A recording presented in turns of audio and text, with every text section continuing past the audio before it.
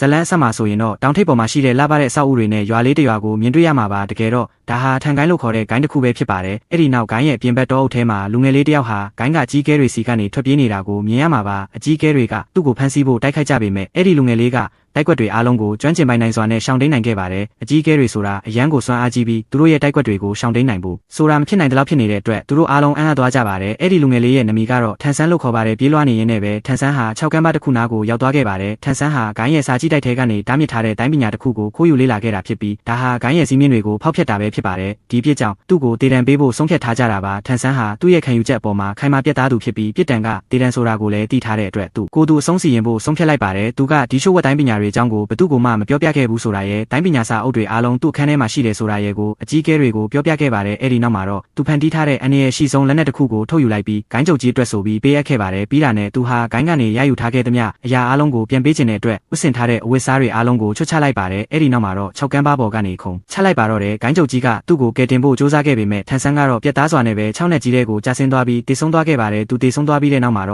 ာ့သူ့ရဲ့ဝိညာဉ်ဟာတခြားကဘာတစ်ခုကိုကူးပြောင်းသွားခဲ့ပြီးထန်ဆန်းဆိုတဲ့နမီနဲ့ပဲကလေးငယ်တယောက်အနေနဲ့ပြန်လည်မွေးဖွားလာခဲ့ပါတယ်သူဟာအရင်ဘဝကမှတ်ဉာဏ်တွေနဲ့တိုင်းပညာတွေအားလုံးကိုမှတ်မိနေခဲ့ပါတယ်ငယ်စဉ်ကလေးကသူဟာဒီတိုင်းပညာတွေကိုတောင်ပေါ်မှာအမြဲလေးကျင့်ခဲ့ပါတယ်ဒီကဘာကြီးမှာတော့ဒိုလော့လို့ခေါ်တဲ့တိုင်းကြီးတစ်ခုရှိပါတယ်ဒီကဘာကလူတွေအားလုံးဟာအသက်6နှစ်အရွယ်ရောက်တဲ့အခါတိုင်းဝိညာဉ်လို့ခေါ်တဲ့အထူးစွမ်းအားတစ်ခုကိုနိုးထလာကြပါတယ်တိုင်းဝိညာဉ်ရရှိပြီးတဲ့နောက်မှာတော့လူတွေဟာမတူညီတဲ့စွမ်းရည်မျိုးမျိုးကိုရရှိကြပါတယ်ဒီနေ့မှာတော့ထန်ဆန်းဟာအပြင်ဘက်မှာတိုင်းလေးကျင့်ပြီးပြန်လာတဲ့အခါဒီနှစ်အတွက်ကလေးငယ်တွေရဲ့စွမ်းအားတွေကိုနိုးထပေးဖို့ဝိညာဉ်သခင်တယောက်သူတို့ရွာကိုလာနေတယ်ဆိုတာကိုသိလိုက်ရပါတယ်အဲ့ဒီဝိညာဉ်သခင်ရဲ့နာမည်ကတော့စုရင်ချမ်းဖြစ်ပြီးအဆင့်26ရှိတဲ့ဝိညာဉ်သခင်ကြီးတယောက်ပါဒီကဘာမှာတိုင်းစင်တွေကိုတကနေ100အထိသတ်မှတ်ထားပါတယ်အဆင့်တကနေ10အထိကိုတင်နန်းသားအဆင့်10ကနေ20အထိကိုဝိညာဉ်သခင်အဆင့်20တကနေ30အထိကိုဝိညာဉ်သခင်ကြီးအဆင့်30တကနေ40အထိကိုဝိညာဉ်ကြီးကဲအဆင့်စသဖြင့်သတ်မှတ်ထားတာဖြစ်ပါတယ်ကလေးတွေရဲ့စွမ်းအားတွေကိုနိုးထပေးဖို့အတွက်ရွာသူကြီးကကလေးတွေအားလုံးကိုအဆောက်အဦတစ်ခုထဲမှာစုဝေးစေခဲ့ပြီးဝိညာဉ်သခင်ကသူတို့ရဲ့စွမ်းအားတွေကိုတယောက်ချင်းစီနိုးထပေးခဲ့ပါတယ်ထန်ဆန်းလည်းသူ့ရဲ့စွမ်းအားကိုနိုးထဖို့အဲ့ဒီမှာရှိနေခဲ့ပါတယ်စွမ်းအားတွေမနိုးထခင်မှာထန်ဆန်းကသူ့ရဲ့စွမ်းအားကိုပြသတဲ့အနေနဲ့ဝမ်ပူလေးပုံစံတိုင်းဝိညာဉ်တစ်ခုကိုခေါ်ထုတ်ပြလိုက်တော့ကလေးတွေအားလုံးစိတ်လှုပ်ရှားသွားကြပါတယ်အဲ့ဒီနောက်ကလေးတွေကတယောက်ချင်းစီရှေ့ထွက်လာပြီးသူတို့ရဲ့တိုင်းဝိညာဉ်တွေကိုနိုးထကြပါတယ်ပထမဆုံးကလေးရဲ့တိုင်းဝိညာဉ်ကတော့တစင်တစ်ခုဖြစ်ပြီးဒါဟာလက်နက်မျိုးစားတိုင်းဝိညာဉ်တစ်ခုပါဝိညာဉ်သခင်ကဒီယာဟာလက်နက်တစ်ခုအနေနဲ့တိတ်အသုံးဝင်မှာမဟုတ်ပေမဲ့ဒီလိုတိုင်းဝိညာဉ်ပိုင်ရှင်တွေဟာစိုက်ပျိုးရေးအပိုင်းမှာတော့အရန်တော်ကြတယ်လို့ပြောပြခဲ့ပါတယ်အဲ့ဒီနောက်ဝိညာဉ်သခင်ကတိုင်းဝိညာဉ်တွေကိုလေ့ကျင့်ဖို့အညွှန်းပြကိရိယာဖြစ်တဲ့သူရဲ့ဝိညာဉ်စွမ်းအားအဆင့်ကိုစစ်ဆေးကြည့်လိုက်ပါတယ်သူ့ရဲ့ဝိညာဉ်စွမ်းအားအဆင့်ကသူညဖြစ်နေတဲ့အတွက်သူ့အနေနဲ့တိုင်းဝိညာဉ်ကိုလေ့ကျင့်လို့မရနိုင်ပဲတာမန်လူတယောက်အနေနဲ့ပဲဘဝကိုဖျက်ဆီးရမယ်လို့ဆိုပါတယ်ဝိညာဉ်သခင်က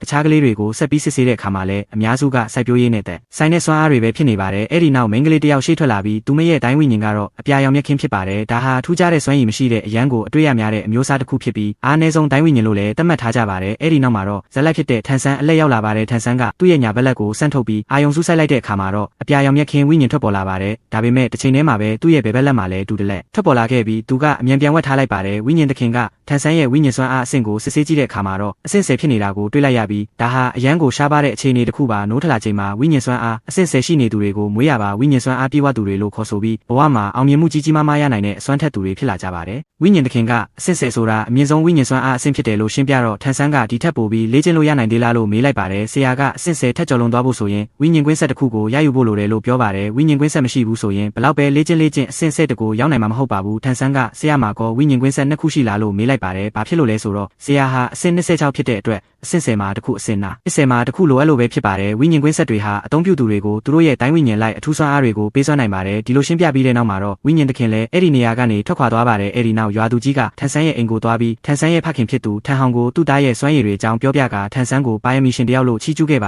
ါတယ်ထန်ဟောင်ကသူ့သားရဲ့တိုင်းဝိညာဉ်အကြောင်းမေးကြည့်တဲ့အခါအပြာရောင်မြက်ခင်းဆိုတာသိလိုက်ရလို့အံ့အားသွားပါတယ်ဘာလို့လဲဆိုတော့သူကသူ့သားရဲ့တိုင်းဝိညာဉ်ဟာကြည်လင်သောကောင်းကင်သူဖြစ်မယ်လို့မျှော်လင့်ထားခဲ့လို့ပါဒီအကြောင်းကိုတော့နောက်ပိုင်းကျမှဆက်လက်ရှင်းပြသွားမှာပါရွာသူကြီးကထန်ဆန်းကိုမြို့ပေါ်ကကျောင်းမှာပညာသင်စေခြင်းပေမဲ့ထန်ဟောင်ကတော့ညှင်းဆိုခဲ့ပါတယ်ဒီလောက်ပါရမီပါတဲ့သားကိုအိမ်မှာပဲခေါ်ထားဖို့ဆိုတာမမှန်ကန်ကြောင်းနဲ့ပြင်ထွက်ပြီးအကောင်းဆုံးလေ့ကျင့်မှုတွေရယူတင်ကြောင်းရွာသူကြီးကအတင်းတိုက်တွန်းပေမဲ့ထန်ဟောင်ကတော့လက်မခံပဲထွက်သွားခဲ့ပါတယ်ထန်ဟောင်ကသူ့သားဝမ်းထဲနေမှာကိုစိုးရိမ်ခဲ့ပေမဲ့ထန်ဆန်းကတော့ပန်းပဲဆရာတွေလိုနေထိုင်ရတာကိုပဲကျေနပ်ကြောင်းပြောခဲ့ပါတယ်ထန်ဟောင်ဟာဝမ်းထဲစွာနဲ့ပဲဝိညာဉ်သခင်တွေအားလုံးကိုမုန်းတီးကြောင်းထုတ်ပြောခဲ့ပါတယ်အဲ့ဒီနောက်ထန်ဟောင်ကထန်ဆန်းကိုသူ့ရဲ့တိုင်းဝိညာဉ်ကိုပြခိုင်းပါတယ်ထန်ဆန်းကလက်တစ်ဖက်ကနေအပြာရောင်မြက်ခင်းကိုပြလိုက်တဲ့အခါထန်ဟောင်အံ့အားသွားပါတယ်အဲ့ဒီနောက်ထန်ဆန်းကနောက်ထပ်တိုင်းဝိညာဉ်တစ်ခုဖြစ်တဲ့ကြည်လင်သောကောင်းကင်သူကိုကျန်တဲ့လက်တစ်ဖက်ကနေထုတ်ပြလိုက်ပါတယ်ဒါကိုမြင်တော့ထန်ဟောင်ဟာလွန်ခဲ့တဲ့နှစ်ပေါင်းများစွာကသူနဲ့သူဇနီးတို့လူတစုစီကနေထွက်ပြေးခဲ့ရပုံနဲ့သူ့ဇနီးကခင်မုန်းတဲ့သားဖြစ်သူကိုကယ်တင်ဖို့အတွက်ကိုကျိုးစွန်အသက်ပေးသွားခဲ့ပုံတွေကိုပြန်သတိရသွားပါတယ်ထ သူ့ဇနီးရဲ့တိုင်းဝိညာဉ်ဟာလည်းအပြာရောင်မြက်ခင်းပဲဖြစ်ပါတယ်ဒါဖြစ်သူရဲ့တိုင်းဝိညာဉ်နှစ်ခုကိုမြင်ပြီးတဲ့နောက်ထန်ဟောင်ကသူ့သားကိုဖက်လိုက်ပြီးမြက်ခင်းဝိညာဉ်ကိုတူဝိညာဉ်နဲ့အမြဲတမ်းကာကွယ်ပေးဖို့အကြံပေးခဲ့ပါတယ်အဲ့ဒီနောက်ထန်ဟောင်ကထန်ဆန်းကိုပန်းပဲပညာရက်တွေစတင်သင်ကြားပေးခဲ့ပြီးထန်ဆန်းကလည်းသူ့ရဲ့အရင်ဘဝကမှတ်ဉာဏ်တွေကိုအသုံးပြုကာရှိုးဝက်လက်နက်တွေကိုဖန်တီးခဲ့ပါတယ်နောက်တစ်နေ့မှာတော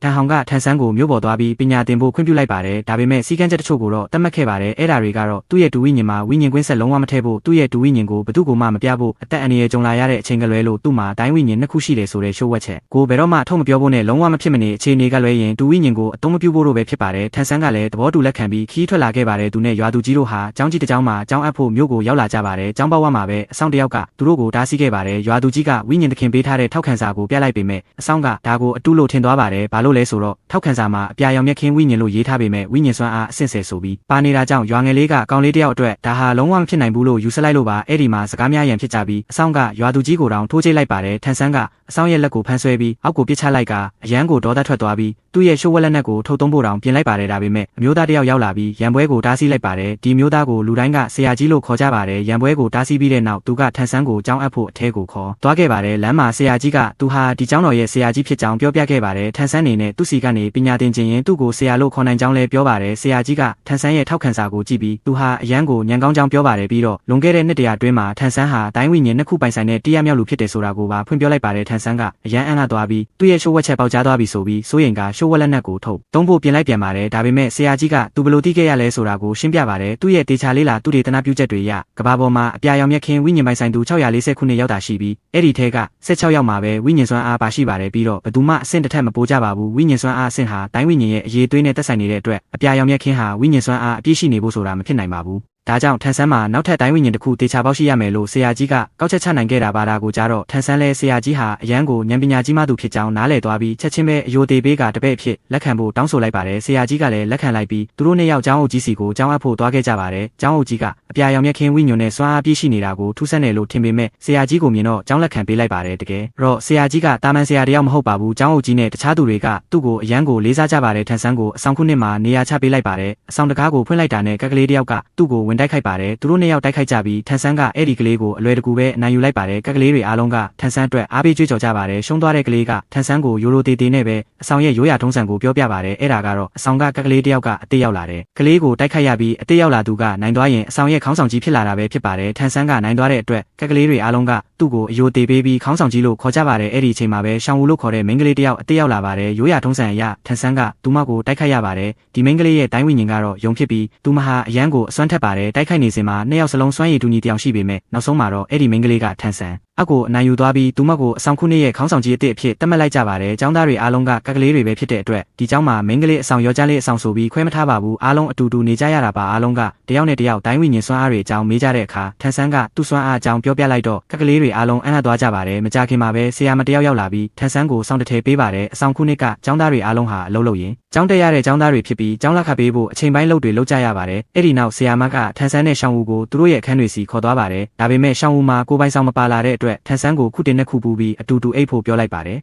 ယ်အားလုံးကအံ့အားသွားကြပြီးထန်ဆန်းကစိုးရိမ်နေကြီးနဲ့ယောက်ျားလေးနဲ့မိန်းကလေးဘလို့လို့ကုတင်တလုံးနဲ့အတူတူအိတ်လို့ရမှာလဲလို့မေးပါတယ်ရှောင်းဝူကငါလိုမိန်းကလေးတောင်အနေရမခတ်တာနင်လိုယောက်ျားလေးကဘာလို့ခေါင်းရှုပ်ခံနေတာလဲလို့ပြန်ပြောလိုက်ပါတယ်ပြီးတော့သူမကကုတင်ကိုတွန်းပူလိုက်ပြီးနှစ်ယောက်သားအတူတူအိတ်လိုက်ကြပါတယ်နောက်တစ်နေ့မှာတော့ကလေးတွေအားလုံးထမင်းစားဆောင်ကိုသွားစားကြပါတယ်ရှောင်းဝူကိုအပေါ်ထက်မှာသွားစားဖို့ပြောခဲ့ပေမဲ့အပေါ်ထက်ကချမ်းသာတဲ့ကလေးတွေအတွက်တီးတန့်ဖြစ်ပြီးဆင်းရဲတဲ့ကလေးတွေကိုခွင့်မပြုဘူးဆိုတာသူမသိလိုက်ရပါတယ်ချမ်းသာတဲ့ကလေးတွေကဆင်းရဲတဲ့ကလေးတွေကိုလောင်ပြောင်ကြပါတယ်အဆောင်ခုနှစ်ကကျောင်းသားတွေအားလုံးစိတ်ဆိုးသွားကြပြီးအောက်ထပ်မှာပဲစားဖို့ဆုံးဖြတ်လိုက်ကြပါတယ်အဲ့ဒီအချိန်မှာပဲထန်ဆန်းရဲ့ဆရာဖြစ်သူဆရာကြီးရောက်လာပါတယ်ဆရာကြီးကစကားပြောချင်တဲ့အတွက်ထန်ဆန်းကိုအပေါ်ထက်မှာအတူတူလာစားဖို့ခေါ်ပါတယ်ဒါပေမဲ့ထန်ဆန်းကသူ့သူငယ်ချင်းတွေနဲ့ပဲအတူတူနေခြင်းတဲ့အတွက်ထမင်းစားပြီးမှလာခဲ့မယ်လို့ပြောလိုက်ပါတယ်သူ့သူငယ်ချင်းတွေကဆရာကြီးဆိုတာဘယ်သူလဲသိတော့အားတဲ့အခါအံ့အားသွားကြပါတယ်လူတိုင်းကဆရာကြီးဟာအဆင့်29မှာပဲတဆုနေပြီးရှေ့ဆက်တက်လို့မရတော့ဘူးဆိုတာကိုသိထားကြလို့ပါတချို့ကဆိုသူ့ကိုလောင်လောင်ကြပါသေးတယ်ထန်ဆန်းကဒေါသထွက်သွားပြီးသူ့ဆရာကိုနောက်တစ်ခါမစော်ကားဖို့တတိပေးလိုက်ပါတယ်အဲ့ဒီနောက်ထန်ဆန်းကဆရာကြီးနဲ့သွားတွေ့ရဲ့အခါဆရာကြီးကဒုတိယတိုင်းဝိညာဉ်ကိုထုတ်ပြခိုင်းပါတယ်ထန်ဆန်းထုတ်ပြလိုက်တဲ့အခါဒုတလက်ဖြစ်နေတာကိုတွေ့လိုက်ရပါတယ်ဆရာကြီးကသဘောကျသွားပေမဲ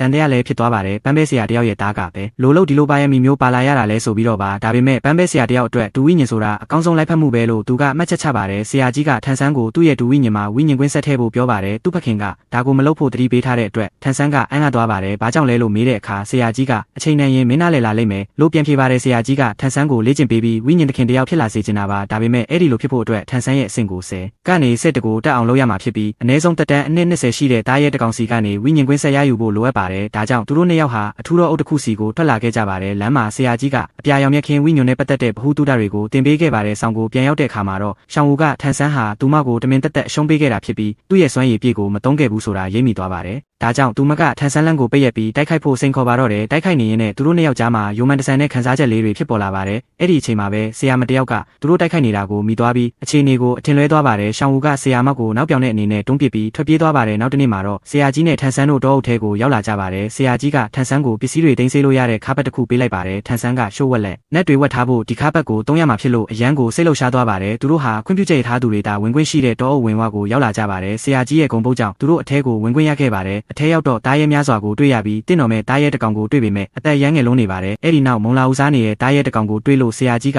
သူ့ရဲ့စွမ်းအားကိုနိုးထစေဖို့အစာကျွေးလိုက်ပါတယ်အဲ့ဒီအချိန်မှာပဲတက်တန်း100ကျော်ရှိတဲ့မျိုးပုံစံတားရဲကြီးတကောင်ကသူတို့ကိုရုတ်တရက်ဝင်တိုက်ခိုက်ပါတော့တယ်ဆရာကြီးနိုင်ယူနိုင်ဖို့အရန်ကိုအင်အားကြီးမလုံးနေတဲ့အတွက်သူတို့ထွက်ပြေးဖို့ကြိုးစားကြပေမဲ့တားရဲကြီးကနောက်ကနေလိုက်လာပါတယ်ထန်ဆန်းကနောက်ကနေခိုးဝင်ပြီးသူ့ရဲ့ရှိုးဝက်လက်နက်ကိုတုံးကတားရဲကြီးရဲ့ပါးဆက်ကိုထိုးသွင်းပြီးတက်ပစ်လိုက်ပါတယ်ဆရာကြီးကဒါကိုမြင်တော့ကံကောင်းလို့နိုင်သွားတာပဲလို့ထင်လိုက်ပါတယ်ဆရာကြီးကထန်ဆန်းကိုဝိညာဉ်ကွင်းဆက်ရယူနိုင်ဖို့တားရဲရဲ့စွမ်းအင်တွေကိုစုပ်ယူဖို့ပြောပါတယ်မျိုးရဲ့စွမ်းအင်တွေကသူ့ရဲ့အပြာရောင်မြက်ခင်းဝိညာဉ်ကိုဖျက်ဆီးပစ်လိုက်မှကြောက်လို့ထန်ဆန်းကစိုးရိမ်နေခဲ့ပါတယ်ဒါပေမဲ့ဆရာကြီးကဒါဟာဝိညာဉ်ကိုပိုပြီးအစွမ်းထက်လာစေလိမ့်မယ်လို့အားပေးပါတယ်ထန်ဆန်းလည်းတရားထိုင်ကစွမ်းအင်တွေကိုစုပ်ယူလိုက်ပြီးဝိညာဉ်ကွင်းဆက်တစ်ခုကိုရရှိသွားပါတယ်မနက်မိုးလင်းတော့ဆရာကြီးဟာမျိုးစိတ်မိပြီးသတိလစ်နေတာကိုထန်ဆန်းတွေ့လိုက်ရပါတယ်ထန်ဆန်းကသူ့ရဲ့ပန်းမဲပညာနဲ့တိုင်းဝိညာဉ်ကိုသုံးပြီးအစိတ်တွေကိုစုပ်ထုတ်ပေးလိုက်ပါတယ်နောက်ဆုံးမှာတော့ဆရာကြီးသတိပြန်ရလာပါတယ်ဆရာကြီးကထန်ဆန်းကိုကြောင်းအပြန်သွားပြီးသူ့ရဲ့ဝိညာဉ်ကွင်းဆက်အစ်စ်ကိုပြသဖို့ပြောပါတယ်သူတို့ပြန်ရောက်တဲ့အခါဆရာကြီးကနောက်တစ်ချိန်မှာအသုံးဝင်စေဖို့သူ့ရဲ့သူတေသနမှတ်တမ်းစာအုပ်ကိုထန်ဆန်းကိုပေးလိုက်ပါတယ်ပြီးတော့ထန်ဆန်းကိုဝိညာဉ်ခန်းမကျောင်းတော်သွားပြီးစရင်သွင်းကသူ့ရဲ့ပါရမီအရလဆင်ထောက်ပံ့ကြေးတွေရယူဖို့လည်းပြောလိုက်ပါတယ်ဒါဆိုရင်အချိန်ပိုင်းလုပ်တွေဆက်လုပ်เสียရမလို့တော့ဘူးပေါ်တစ်ချိန်ထဲမှာပဲကစားကွင်းမှာအဆောင်ခုနှစ်က